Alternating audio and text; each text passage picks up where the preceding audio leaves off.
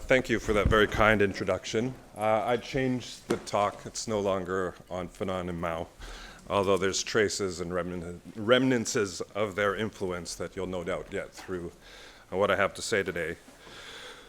I also want to obviously acknowledge the indigenous peoples, the Maori whose lands we are all privileged, most of us I would assume unjustly so, for standing on these lands here today.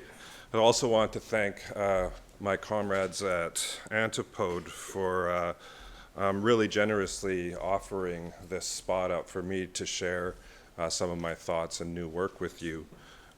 As a non-geographer, it's kind of daunting, but this isn't really a political theory piece either, so I'm kind of doubly screwed in that sort of way. I also, like Yvonne did yesterday, just want to take a quick picture. Mostly for my daughter's sake, because she will not believe that more than 2 people came up to hear what her idiot dad had to say. So I'm just going to start. I'm reading too, or else I wouldn't get past the first page.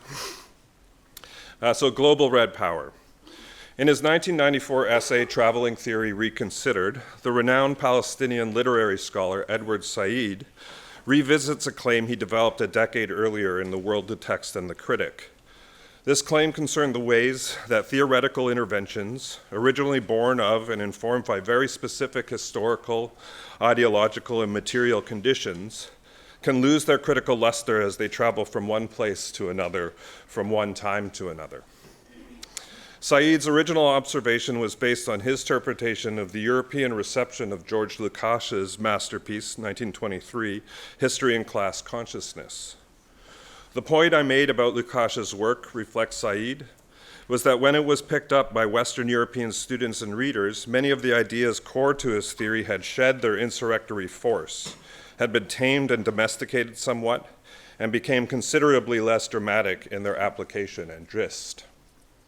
Why then does Said eventually reconsider his originally perhaps excessively cautious view of theory's transversability a decade later in Traveling Theory Reconsidered? Or stated differently, what prompts Said to now recognize the transformative, even radical potential of theory's capacity to develop and deepen, quote, away from its original formulation, but instead of becoming domesticated, restates and reaffirms its inherent tensions by moving to another site? To answer this question, Said turns our attention to the Third World, particularly Frantz Fanon's 1961 classic, The Wretched of the Earth, which he provocatively suggests was penned with the first published French edition of History and Class Consciousness in '61, fresh in his mind. Said writes, "How strongly the subject-object dialectic resonated with those outside of Europe. And for an audience made up of colonial subjects, it's immediately apparent from the opening pages of The Wretched of the Earth. The Manichaeism Fanon describes as separate the clean, well-lit colonial city and the vile, disease-ridden darkness of the Kasbah recalls the alienation of Lukács's reified world. And Fanon's whole project is to first illuminate and then to animate the separation of the colonizer and the colonized, subject and object, in order that the false, brutalizing, and historically determined world of the colonized might become clear, stimulate action, and lead to the overthrow of colonization itself." Now, my presentation today takes up what I see as Said's underlying inquiry into the relationship between theory and place. Can, for instance, theory be removed from its specific time and place and applied to diagnose, in our case, different colonial formations and relationships? And if so, to what effect? Furthermore, while Said's reflections compel us to ask, in part, whether theory can travel, analogous questions within the field of Indigenous studies focus on whether it ought to. For example, what role, if any, should non-Indigenous political and social thought play in articulating our struggles for decolonization? And when these outside traditions are taken up in length, to what extent does this reproduce power asymmetries in the assimilative, discursive, and non-discursive economy that have been so destructive to Indigenous modes of thought or critical inquiry? If such a suspicion of theory is plausible in general, then one would think it would be even more so in relationship to the place-based character of recent Indigenous theories of resurgence, including my own. Resurgence, after all, is often articulated as a purposefully inward project. Resurgence calls on Indigenous people and communities to combat the violence of colonial social relations through the revitalization of Indigenous epistemologies, political structures, and place-based economic practices. As an ethico-political practice, Resurgence demands that we decolonize, quote, on our own terms, to use the words of one of its core theorists, Anishinaabe scholar and activist Leanne Simpson, without the sanction, permission, or engagement with the state. However, while theories of resurgence are at their core rooted in land and place, they also recognize that we are, quote, intrinsically linked to and are influencing global phenomena. Indeed, our systems of ethics require us to consider these influences and relationships in all of our decision-making. For Simpson, then, resurgence must be vigilantly global in scope, both ethically and politically. Now, to my mind, Secwepemc leader George Manuel's foundational 1974 book, The Fourth World, which is pictured there, co-written with Michael Parsons, provides an early paradigm-setting example of both Said's revisited thoughts on traveling theory and Simpson's resurgent internationalism. For my presentation today, I want to situate this text in the historical, ideological, and political context within which it served to intervene, both domestically and internationally. I argue that it is productive to read the book as a crucial Indigenous intervention into the ideological influence that the decolonization struggles of the Third World had on the North American left's critique of racial capitalism and imperialism in the 1960s and 70s.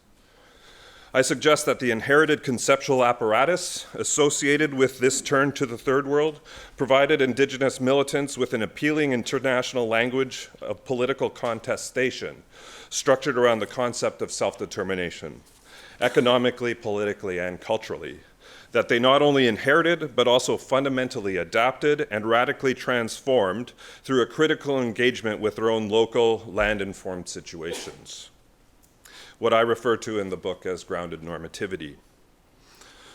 Despite this intervention, however, the right of self-determination has since been interpreted, indeed institutionalized, in such a politically narrow manner at both the international and domestic levels as to render its critical purchase minimal, at least in relationship to the transformative potential of its original articulation and aspirations. So I'll just conceptualize kind of for you what's going on in the Fourth World. The fact that the Fourth World is only now being reissued for the first time since its original publication in 1974 is shocking, given that it's unquestionably one of the core texts in the wave of Red Power literature that emerged out of the tumultuous political climate of the global 60s and 70s.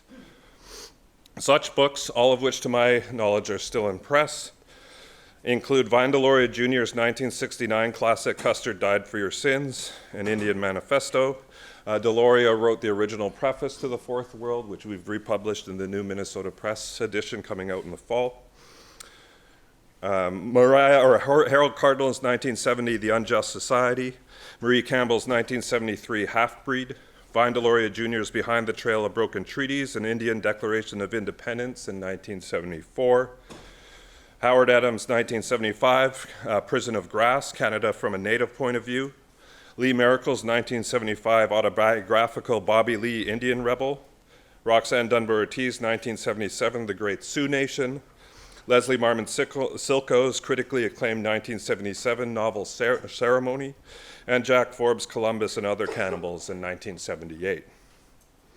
Like many of these texts, The Fourth World tells the story of North America's genocidal invasion from the vantage point and lived experience of the colonized, and the resistance that Native people mounted to it. Unlike many observers of the day, however, Manuel refused to characterize this period of intellectual production as a, quote, new Indian resistance. For Manuel, such a characterization made the erroneous assumption that Indigenous peoples had accepted, until only recently, the theft of their lands and the usurpation of their sovereignty. The fact of the matter is, writes Manuel unequivocally, there was never a time since the beginning of colonial context when Indian people were not resisting. Manuel begins his book by laying out the political and cultural foundation of this resistance. In the Communist Manifesto, Marx and Engels famously declare that the history of all hitherto existing societies is the history of class struggle. In what we might call an early decolonization of this thesis, Manuel states equally forcefully that the history of the last 4 centuries of settler colonial expansion and the conflictual relationship it has set in motion between the colonizer and the colonized has been a struggle between 2 fundamentally incommensurable ideas of land. Land as a commodity, as something that can be, quote, speculated, bought, sold, mortgaged, claimed by one state, surrendered, or counterclaimed by another, and land as a relationship, quote, the land is our Mother Earth. Indigenous peoples struggle to defend the latter against the violent globalization of the former is at its core the struggle of what Manuel calls the Fourth World. The Fourth World thus acts simultaneously as a verb and a noun. As a verb, it refers to a process or movement of decolonization grounded in the purposeful revitalization of those relational, land-informed indigenous practices and modes of life that settler colonization sought to destroy. As a verb, the Fourth World shares similarities with Vijay Prasad's definition of the Third World and the darker nations. It describes an oppositional politics, a practice positioned against the violence of colonialism and imperialism that evades cultural essentialism while remaining attentive and informed by the diverse material and cultural contexts in which it is placed. The Third World is not a thing, but a project. Quote, if you fought against colonialism and stood against imperialism, then you were part of the Third World, writes Prasad. Yet at the same time, Manuel's Fourth World also references a dispersed yet identifiable demographic. We are the Fourth World, a forgotten world, the world of Aboriginal peoples locked into independent states, but without an adequate voice or say in the decisions that affect our lives. If the appeal of Third World politics to the North America's new left had to do with the opposition to racism and colonialism, as much as the old left's opposition to economic exploitation and inequality, then the Fourth World sought to expand this frame even further, to include those peoples formerly excluded from the decolonization movements that gained international legal traction in the wake of the Second World War, particularly following the United Nations Declaration on the granting of independence to colonial countries and peoples in 1960. The Fourth World is thus a collective host world upon which much of the states of the First, Second, and even Third World have come to claim erroneously, yet nonetheless legally, as their own. So, global context. Conceptually, the Fourth World developed and deepened through Manuel's extensive international travel and activist work. 4 trips were particularly important in this regard, or 3, I think. In 1971, during his first year serving as the chief of the Indian Brotherhood, now the Assembly of First Nations, the largest Indigenous organization in Canada, Manuel attended a federal government-sponsored trip to New Zealand and Australia to learn about each state's respective policies regarding Indigenous peoples and issues. While here, Manuel was cautiously impressed by the perceived power that Maori communities were able to wrestle from the state via seemingly mainstream political channels, particularly through guaranteed parliamentary representation. The Indigenous peoples of Australia didn't fare as well in Manuel's eyes, although the similarities far outweighed the differences. Wherever Manuel traveled and with whoever he had the opportunity to speak, the same narratives were shared with him. Indigenous peoples were subject to relentless institutionalized white racism. This racism was used to justify the infringement of their rights, the ongoing theft of and encroachment on their lands, and the undermining of their legal traditions and spheres of jurisdictional authority. The material results have been similar across the Fourth World. Indigenous peoples are more likely than their non-Indigenous neighbors to suffer economic and social privation, such as higher rates of poverty, unemployment, incarceration, addiction, and premature death. What impressed me from my travels is that Aboriginal peoples everywhere share a common attachment to the land and a common experience and a common struggle. The Indian people of Canada and other Indigenous peoples that I've met and seen have suffered and are still suffering from the deprivation and exploitation from colonizers. The Indian people of Canada, Manuel would conclude after these visits, are also a dark people in a white commonwealth. Manuel's next major trip came later the same year, in early December of 1971. This time, Manuel traveled to Tanzania as part of a Canadian delegation of diplomats invited to attend the commemoration of Tanzania's 10th year of independence. Jean Chrétien, who was then Canada's Minister of Indian Affairs and Northern Development, who was supposed to lead the small delegation but had to cancel his participation at the last minute in order to deal with some pressing issues back in Ottawa. As a result, George Manuel, a status Indian, was greeted by local politicians as Canada's lead representative, and this is in 1971. The elite access that this unorthodox situation provided Manuel with an opportunity to engage in one-on-one conversation with key government ministers, including President Julius Nyerere himself, about their respective colonial experiences and what a genuinely post-colonial form of economic, social, and cultural development might look like, one that refused to take its cues from mimicking European models. The British press in Tanzania picked up on this, and Manuel got in quite a bit of shit, or not. I guess he got chastised a bit from the feds for painting Canada in such a racist light. In Manuel's own words, as all models of economic and social development I have seen, Tanzania is the closest example to my understanding of the way that Indian people want to develop. Tanzania is such a good example of the difference between the third and fourth world because neither the people nor their leaders have been content to produce a new society that is merely, and he's mimicking or echoing Fanon here, a darker imitation of the world of their colonial masters. Now, Tanzania and the third world would not have likely had the impact that it did on Manuel's political thought if it weren't for the influence of his National Indian Brotherhood, I'll just say NIB now, colleague and close comrade, Blackfoot scholar activist Marie Smallface Marule. A member of the blood tribe of the Blackfoot Confederacy, Smallface Marule was one of the first Indigenous women to earn a bachelor degree in sociology and anthropology from the University of Alberta in 1966, and also was one of the first Indigenous women to travel to Africa with Canadian University Service Overseas, or CUSO, which at the time, or still is, a Canadian-based nonprofit development organization established in 1961. Smallface Marule was stationed as a volunteer in community development and adult literacy in Zambia, where she served in this capacity from 1966 to 70, before returning to Canada to work with George Manuel as his executive assistant in the NIB. While in Zambia, she met her life partner, Jacob Marule, who was at the time an exiled member of South Africa's National Congress and deeply immersed in and influenced by the non-aligned movement of the day, which at the time had a strong intellectual and activist presence in Zambia's capital of Lusaka. Lusaka, which is Tanzania's southeastern neighbor.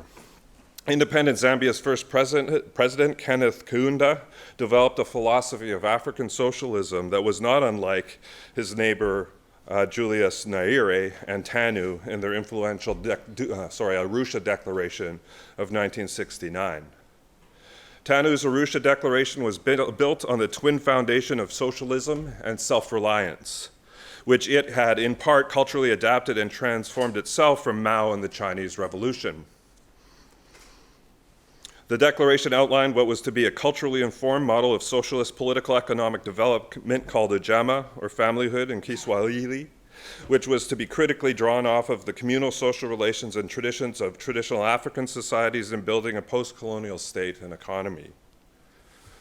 While the first few years of Tanzania independence were shaped and marked by economic and social policies largely inherited from British colonization and its attendant state form, from the Arusha Declaration until at least 1974, Tanzania had established itself as a veritable epicenter for freedom fighters, NAM militants, US black nationalists, Marxist intellectuals, and Pan-Africanists, all inspired by the anti-colonial and socialist political rhetoric originally offered by Nyerere and TANU. Socialism, democracy, unity, self-reliance, and peasant empowerment at home, Pan-African and Third World solidarity, revolution abroad. Speaking to the profound influence of Tanzania on the world stage, CLR James wrote in his 1969 epilogue to A History of Pan-African Revolt that the, quote, impact that the policies of Tanzania has made upon Africa and can in time make upon the rest of the world, underdeveloped and advanced, has already established the African state of Tanzania as the foremost political phenomenon of the 20th century. In many respects, George Manuel agreed. Now to personalize this a little bit. It is in this global context that I first came across the work of Manuel as an undergraduate student in Native Studies and Philosophy at the University of Alberta in 1998.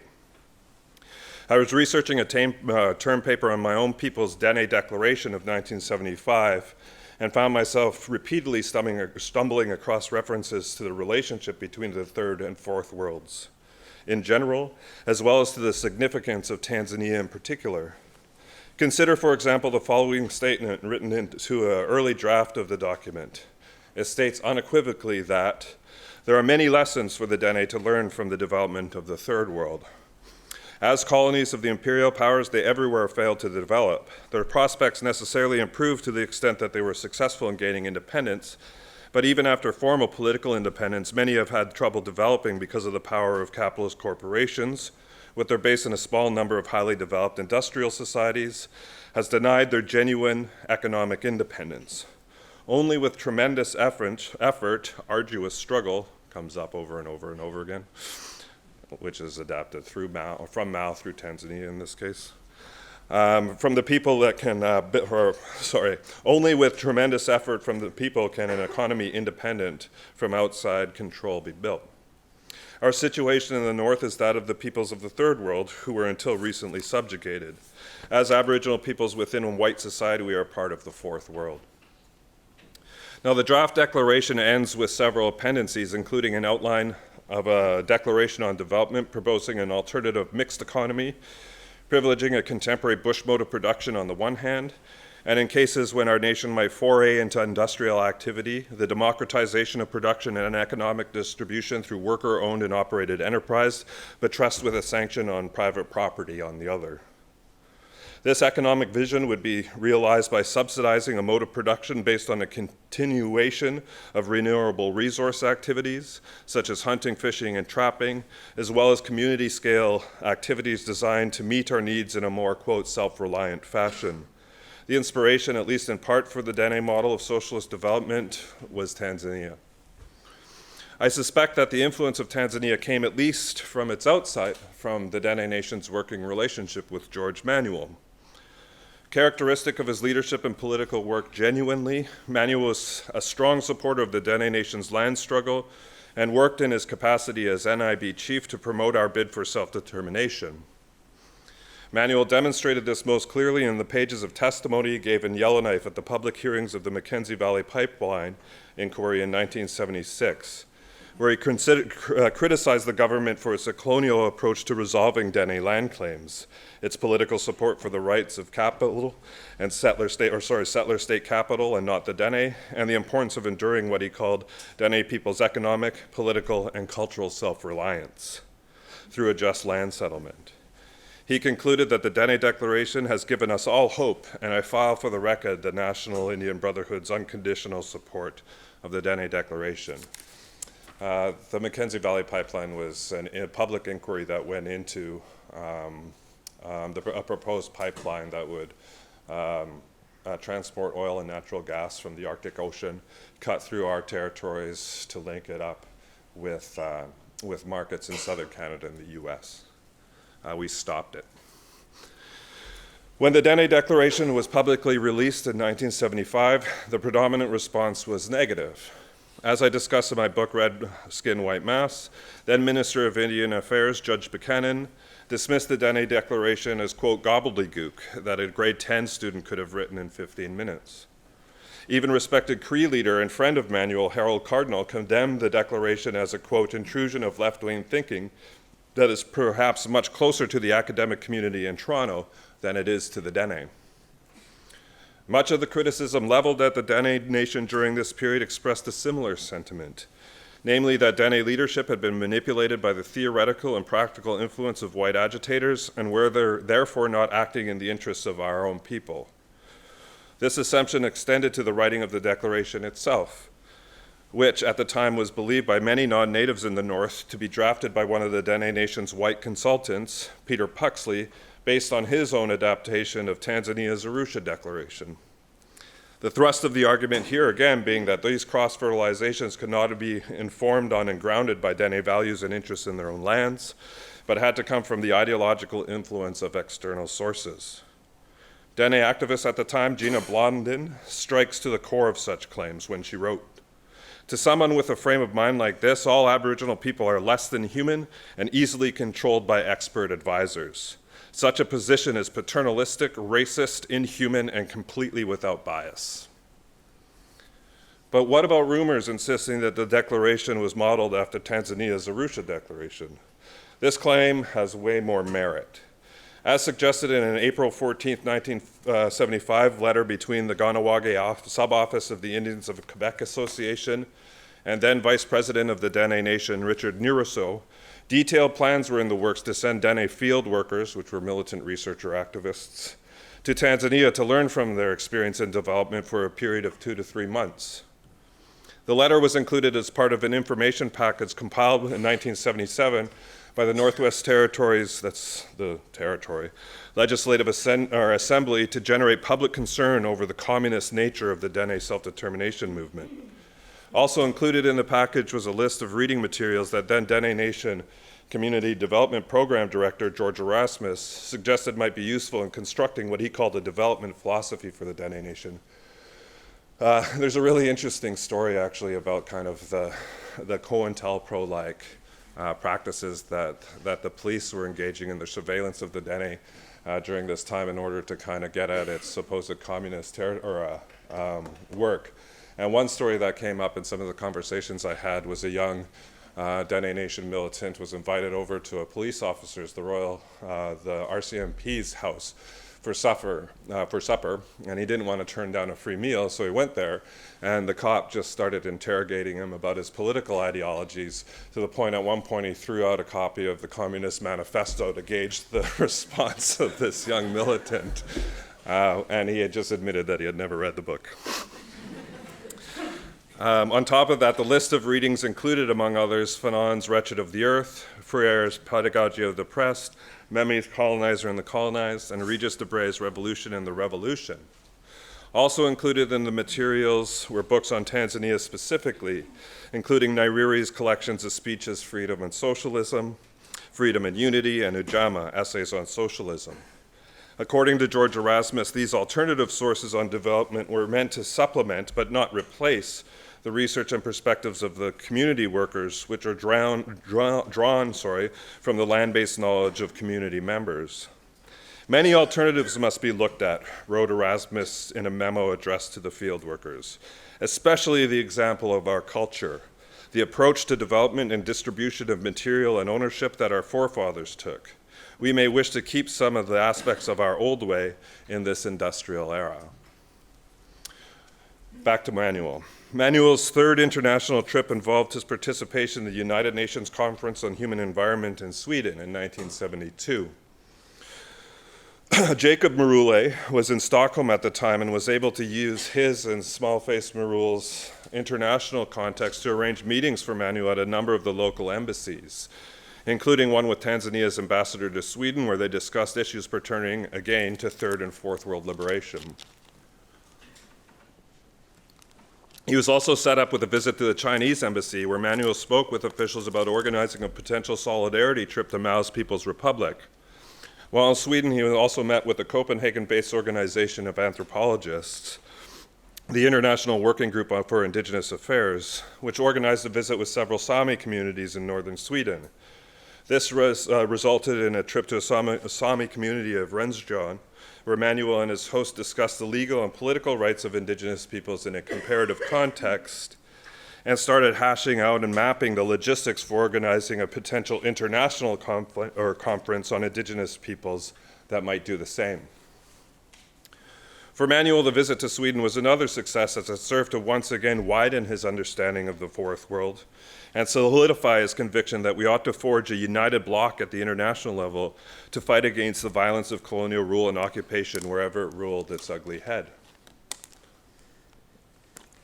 It didn't take long for the idea of having a world conference for indigenous peoples to transform into reality. In 1972, Manuel obtained a significant commitment of material support from the World Council of Churches to help shoulder the cost of organizing such an undertaking. Marie Smallface Merule helped lay out the plans of the conference and again used her third world context to convince the government of Guyana to host a 1974 preparatory meeting in the city of Georgetown. The Georgetown meeting gathered representatives from across the globe, including delegates from Canada, the US, Australia, here, Greenland, Colombia, and Norway.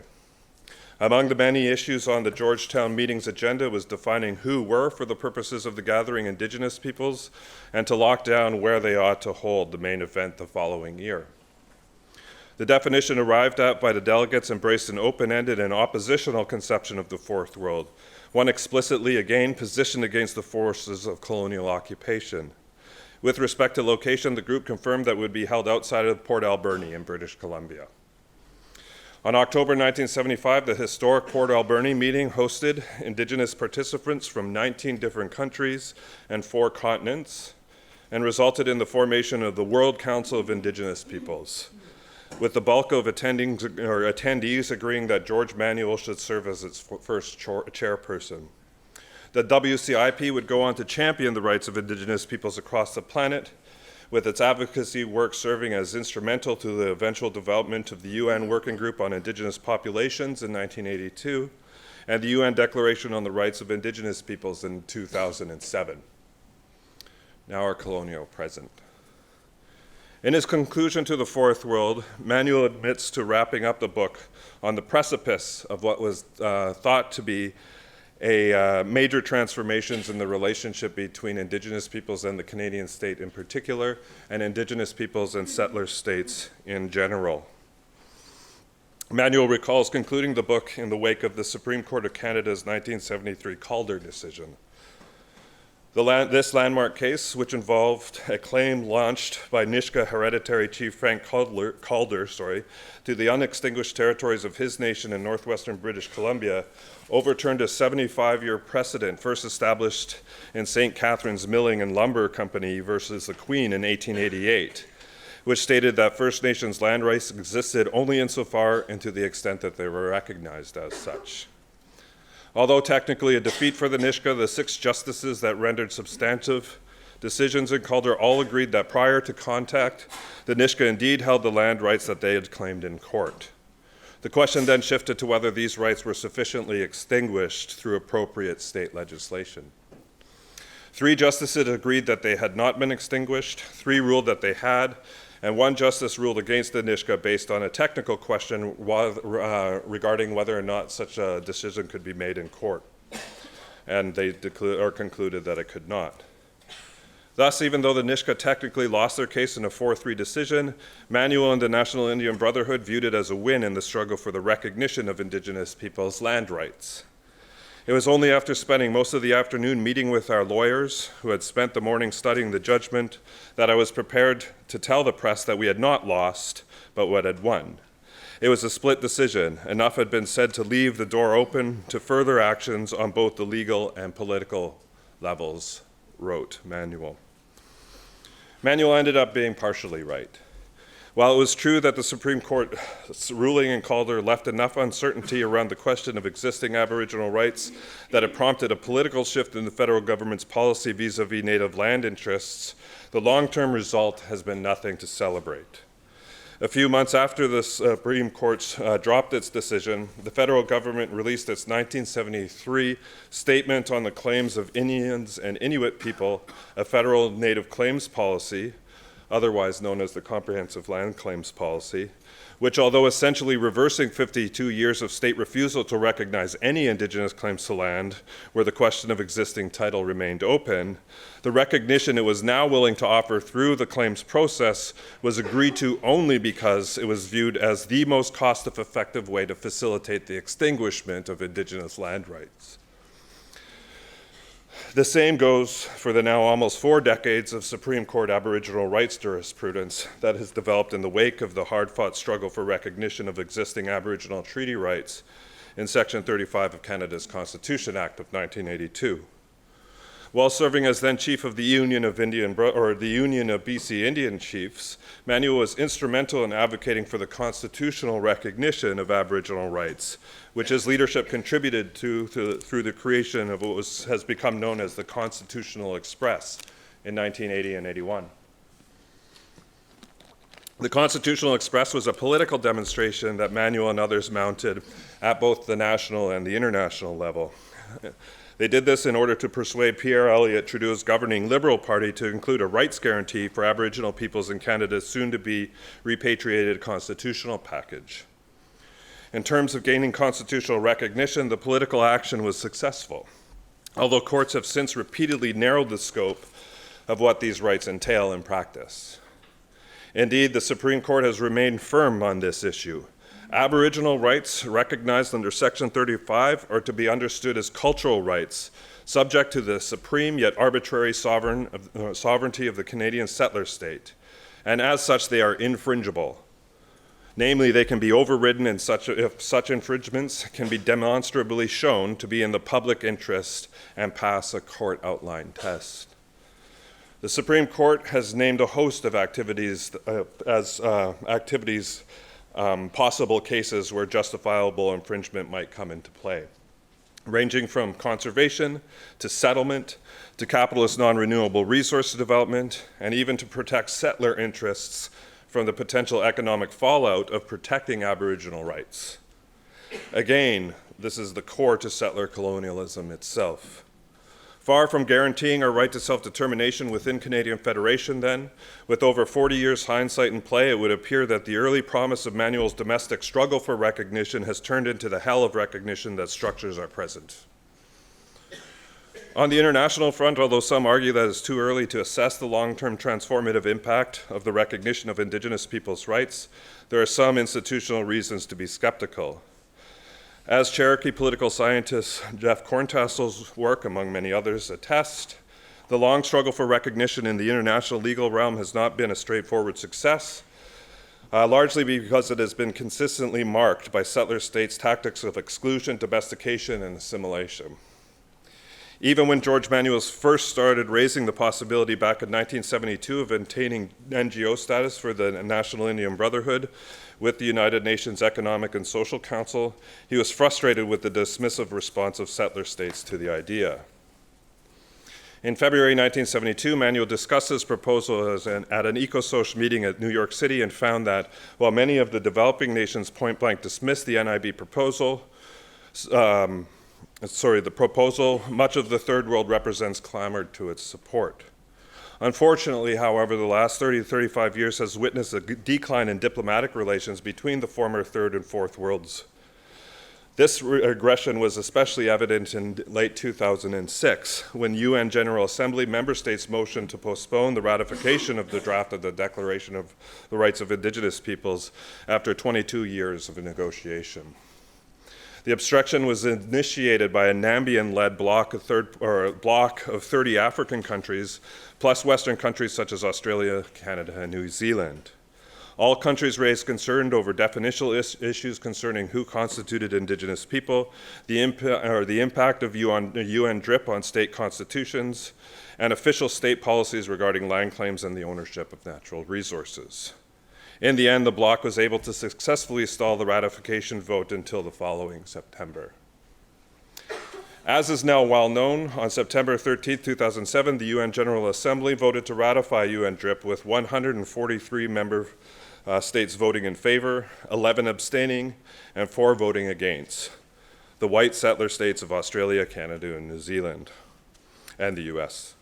Amendments to the Declaration included a section added to the preamble stating that the situation of Indigenous peoples varied from context to context, and Article 46 was added to protect the territorial integrity or political unity of sovereign and independent states, presumably to tame or domesticate the Declaration's own assertions regarding the right of Indigenous peoples to self-determination.